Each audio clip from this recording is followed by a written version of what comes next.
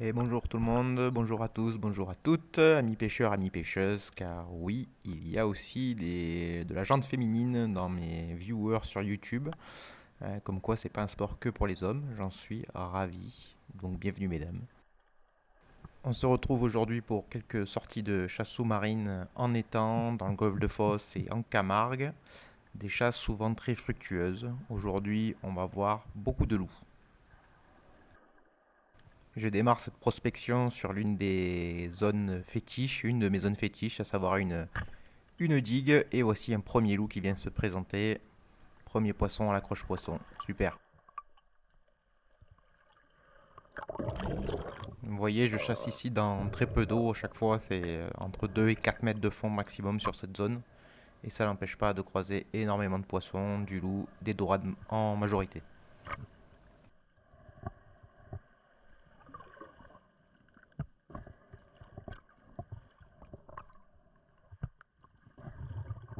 Ici donc un loup, un premier, maillé, il doit faire 700-800 grammes maximum. Il est petit mais c'est un premier loup. Allez, on enchaîne. Toujours avec les mêmes techniques, hein. Je pratique toujours les mêmes techniques, à savoir de l'indienne et d'agachon, souvent un mix des deux sur cette zone. Et aussi un deuxième loup, pas très gros lui aussi, mais en plein dedans. C'est ma chérie qui va être contente, elle raffole de ce poisson.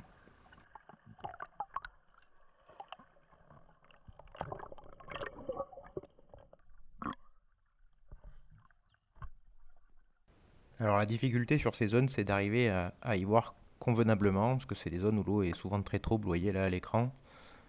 Donc il faut souvent chercher la couche d'eau plus claire, parce qu'il y a souvent plusieurs couches d'eau qui se voient, alors moins en vidéo, mais en réalité on les voit bien ces couches d'eau. Des fois c'est des couches d'eau, les couches d'eau claires sont de l'ordre de quelques dizaines de centimètres seulement d'épaisseur, donc c'est pas évident. Et du coup, vous voyez un peu le poisson au dernier moment. C'est un avantage aussi parce qu'il vient assez près, donc vous avez l'occasion de les voir. Mais vous avez des fois du mal aussi à l'identifier. Vous voyez là, à chaque fois, je suis obligé de me concentrer, savoir si c'est bien des mulets ou si c'est un loup qui est en train d'arriver. Il faut arriver à bien identifier avant de tirer. Je tire pas les mulets parce qu'il y en a vraiment énormément et puis gustativement, c'est pas forcément des poissons qui m'intéressent. À part les dorins, mais j'en trouve pas sur cette zone. Et vous voyez là un joli loup qui s'est présenté et que j'ai pu faire.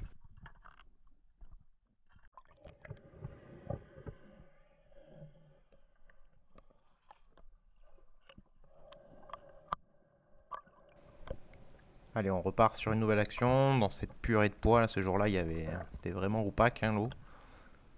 Pas évident de trouver le poisson, de pas faire trop de bruit là-dedans, de pas cogner contre les cailloux, et puis de pas évident de trouver un poste adéquat.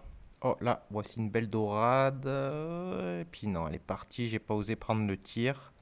Un mulet qui suit, d'autres encore. C'est intéressant là. Quand on voit du poisson comme ça en général, il y a ce qu'on recherche derrière. On va prendre notre mal en patience. On va voir si ça va payer.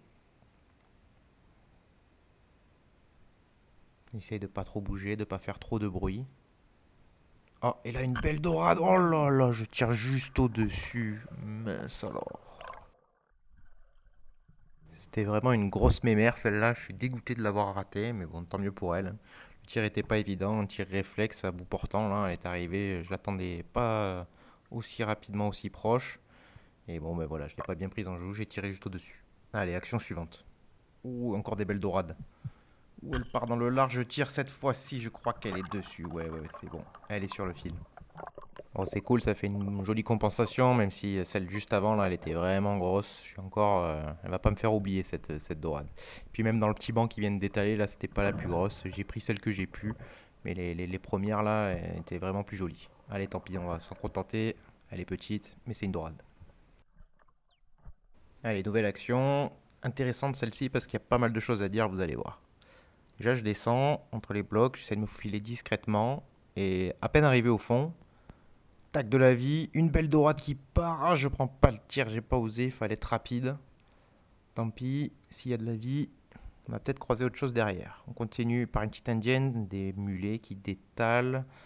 dur à identifier au dernier moment. Donc on voit des silhouettes, on voit que c'est des mulets, Ah, ça c'est un loup par contre, là ce que je vois passer là. Il est pas bien gros, il va passer de l'autre côté du rocher. Ah, je l'ai pas vu. Si, il est reparti de l'autre côté du rocher encore une fois, il est reparti dans l'autre sens. Et sur le moment, j'ai pas compris.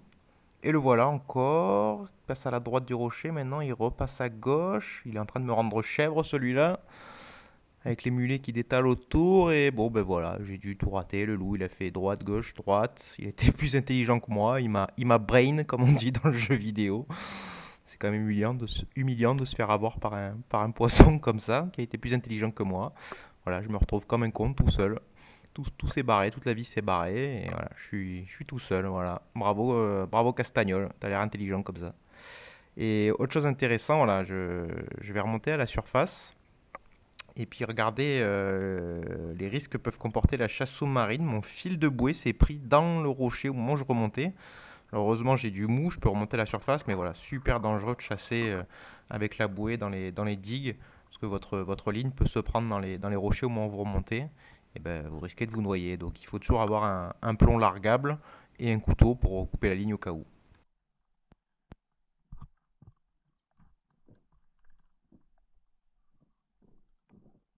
Allez, on repart sur une nouvelle action. Une lune indienne, toujours dans cette purée de poids là, on n'y voit rien. Donc c'est ça qui rend la chasse difficile et excitante à la fois. Le poisson surgit au dernier moment devant vous, donc il faut souvent faire des tirs réflexes, il faut un fusil très maniable. Là c'est super, là ce MVD là il est génial en taille 55, c'est un invert troller qui garde de la puissance et qui reste très maniable vu sa taille, sa courte taille. Et donc voilà, hop là, deux mulets qui détalent devant moi. Vous voyez comme ils étaient proches, hein, ils étaient à moins d'un mètre de mon visage là, hein. Et donc je continue d'avancer et vous allez voir aussi les difficultés d'avoir des fois trop de poissons sur zone. Là, tout un banc qui arrive, il y a un petit loup dedans, et boum, tout a détalé avec le banc de mulets qui s'est affolé juste derrière. Les mulets, c'est pas mes meilleurs amis dans ce genre de zone. Je vous disais, je les chasse pas et souvent ils foutent le bordel sur la zone de chasse à détaler en banc comme ça. Ils me font fuir les loups et les dorades. Je vais vous repasser la scène au ralenti. Bon, le loup était vraiment tout petit. Là, on voit, c'est la tache qui est sur la gauche qui approche tout doucement. Donc, dans tous les cas, j'aurais pas forcément tiré parce qu'il était vraiment limite maillé. Je vous ai dit une bêtise car derrière, c'était des sopes et non des mulets. Bref, les bandes de mulets et les bandes de sopes aussi, il y en a pas mal sur cette zone. C'est un peu mes pires ennemis, voilà. On n'est pas très copains.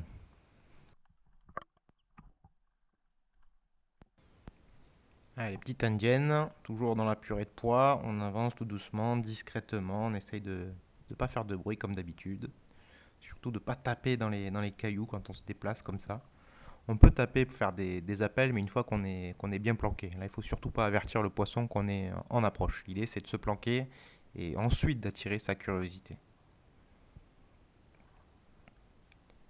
Donc là, après cette petite approche discrète, plutôt réussie, je me pose et voici qu'une dorade passe, je la prends.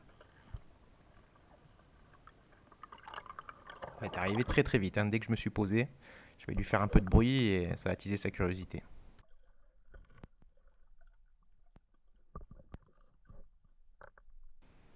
Allez, on repart comme d'habitude.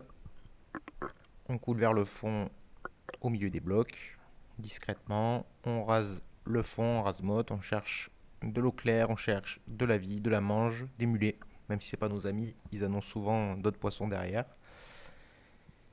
Et on continue comme ça, jusqu'à se poser, jusqu'à trouver un coin sympa donc pour faire un agachon. Comme ici, je suis pas très bien placé, je suis trop exposé. Je vais rebouger. D'habitude je reste, mais là je le sens pas, je rebouge. Je vais aller me poser plus discrètement derrière ces blocs. Là, tapis sur le fond. Et ça va payer, vous allez voir. Parce qu'en passe en limite de visibilité, une dorade que je tire, elle est prise. Mais voilà, c'était vraiment en limite de visibilité. J'ai pas bien vu. Donc je remonte à la surface, me ventiler. Je vais la remonter tranquillement. Tranquillement, oui, mais. Aïe, aïe, elle est mal tirée, puis elle se débat beaucoup. Aïe, aïe, aïe, aïe, elle va ça, elle s'est enfuie, voilà. Et voilà, j'ai trop bourriné là, je l'ai remonté trop vite. J'aurais dû être plus délicat. Ou la doubler, mais j'avais pas de deuxième fusil avec moi. Allez, nouvelle chasse, nouvelle journée. Cette fois-ci en chemin, je m'attarde sur des structures que je connais en route. Je nage en rase-mode, je fais une indienne sur le fond, je vais rejoindre une plus grosse structure, je sais qu'il y a quelques mètres devant moi là, sur laquelle je trouve souvent du poisson isolé, une dorade, un loup. Et là ça va être le cas, il y a un joli loup qui va m'attendre dessus, gentiment. Il va falloir faire un petit réflexe, par contre vous allez voir ça va aller extrêmement vite, il est là, il vient d'arriver, boum je tire. Je remonte à la surface et j'ai mon premier loup qui dépassera le kilo. Donc là je suis plutôt refait, là c'est un beau poisson d'entrée de jeu, c'est cool hein.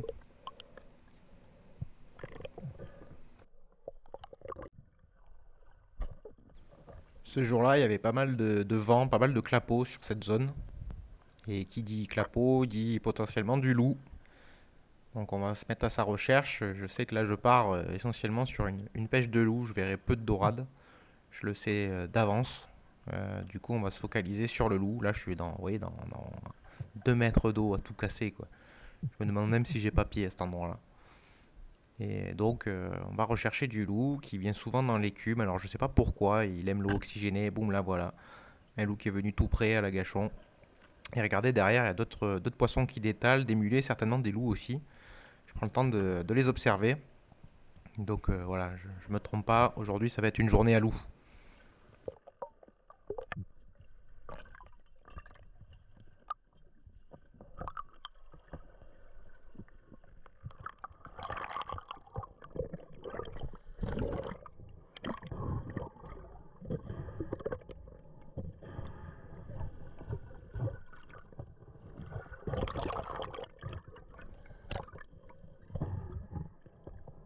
Même si je galère un peu sur ce poisson, vous voyez comme je me suis rapproché de la digue pour l'achever. Voilà. J'essaie toujours de me planquer dans les rochers pour faire le moins de bruit possible et alerter le moins possible la vie autour de moi. Donc voilà, je reste planqué dans la digue pour l'achever le plus collé possible au rocher avant de recharger et de repartir.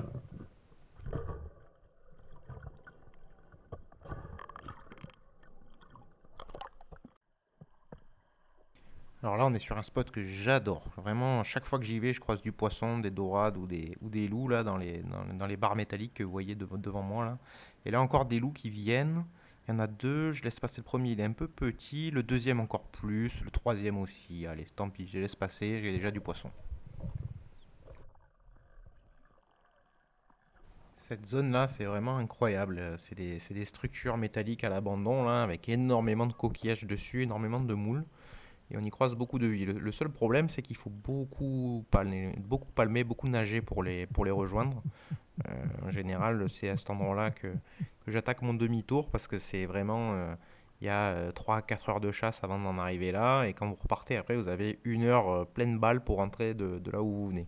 1 heure sans pause. Donc voilà, il faut quand même une condition physique pour chasser ces zones-là. Après, vous pouvez venir en bateau aussi, mais voilà, c'est des zones qui se méritent, mais qui valent le coup parce qu'il y a quand même beaucoup de vie. En général, donc Dora des loups, mais bon, vous croisez aussi quelques sars. D'ailleurs, là, vous allez voir que je vais aller en prendre un de sars, c'est assez rare, mais ça m'arrive d'en prendre sur cette zone. Et puis, il y a aussi pas mal d'anguilles. Alors, les anguilles, par contre, elles arrivent à la nuit tombée ou tôt le matin, là, vous en voyez, il y en a vraiment beaucoup, puis des belles, hein. Mais elles sont protégées, elles sont interdites à la pêche, donc ben, j'en ai jamais pris, je sais même pas quel goût ça a. Il paraît que c'est très bon. Mais voilà, c'est protégé, c'est juste autorisé aux professionnels, et ben, nous, on peut se la mettre derrière l'oreille. Et voilà, un petit sar que je vais prendre à distance, un tir lointain pour ce fusil, mais c'est pas grave, il est précis.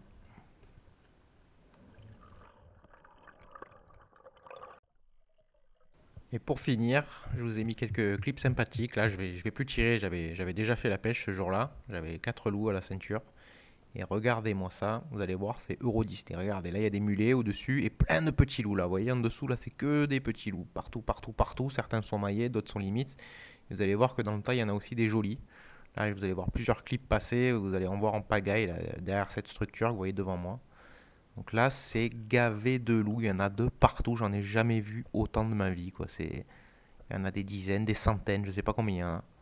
Donc bien entendu, ce spot-là, je vais le garder bien secret, je vais le garder pour moi et je reviendrai prochainement faire du loup sur cette zone-là.